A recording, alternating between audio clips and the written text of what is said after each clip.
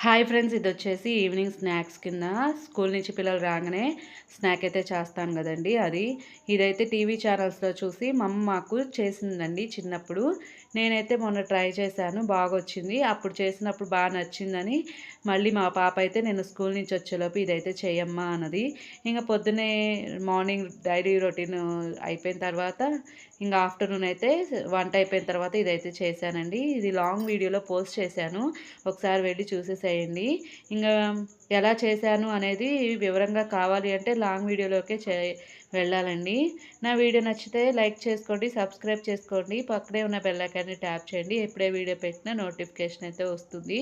ఇది రెసిపీ అయితే సూపర్‌గా ఉండిద్దండి. ఒకసారి ట్రై చేయండి.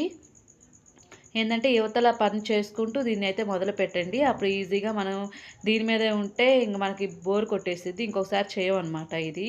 ఒకసారి ట్రై చేయండి.